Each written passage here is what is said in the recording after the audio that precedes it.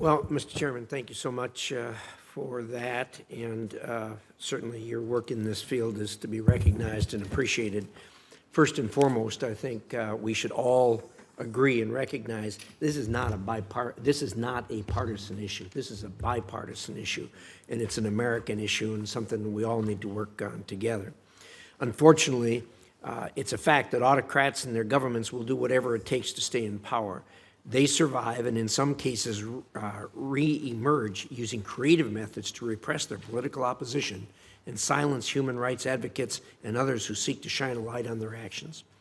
The tool of choice for authoritarians these days is anti-non-governmental organization laws, also referred to as foreign agent laws. These laws claim to stop foreign influence, but in reality are used to close the space for civil society and opposition.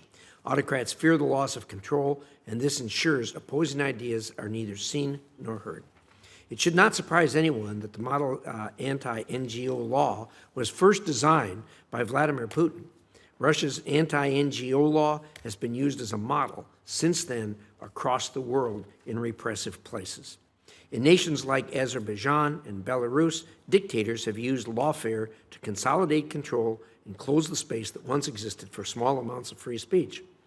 Laws that criminalize government watchdogs and champions of democracy are used to crush dissent and shield corrupt officials from scrutiny. In places like Sudan and Syria, both formal and informal restrictions are used by malign actors to control what, when, where, and to whom life-saving aid can be delivered. This weaponization of restrictions against legitimate NGOs undermines U.S. values and interests. I'm particularly concerned about our friends in Georgia. Despite clear statements from the EU that passing laws to restrict NGO activities will halt EU membership, Georgia's government has persisted. I'm glad the U.S. has undertaken a review of our policies towards Georgia and am supportive of the current pause in assistance. Senator Shaheen and I were pleased to go to Georgia in 2012 as we watched the first real free and fair election.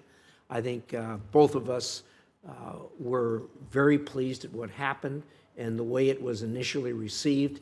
Since then, our confidence and our view, at least mine, and I think having conversations with Senator Shaheen, have been disappointed, and I think that's probably an understatement, at the movement back towards what the Georgian people had been blessed with, and that was freedom from the Russian bear. So we hope, as we go forward, that things turn around in Georgia. Hungary has also made several attempts to advance anti-NGO legislation, and Slovakia has an active proposal that would require NGOs that receive funding from abroad to label themselves organizations with foreign support. The EU has warned that it will take legal action and launch infringement procedures against Slovakia if it does so. In China, it's no surprise the government views foreign NGOs as threats to its national security. Its anti-NGO law drastically reduced the ability of both foreign and domestic civil society actors to work in China. China is locking up human rights advocates and torturing them, and it is pursuing them abroad through transnational repression. We must remember these victims and advocate for them. I'm submitting a list of their names for the record. Beijing's actions do not occur in a vacuum. When it prosecutes human rights advocates, other authoritarian actors take note. In 2020, Beijing unilaterally imposed a national security law on Hong Kong, ending the city's fragile autonomy. Since then, the Hong Kong government has weaponized this law and other colonial-era laws to criminalize political dissent. I think we're all aware of the terrible case of Jimmy Lai. His trial has been delayed repeatedly and is a mockery of the rule of law. Hundreds of other political prisoners have been jailed alongside Mr. Lai in Hong Kong, and the government has even pursued dissidents who fled by issuing extraterritorial arrest warrants.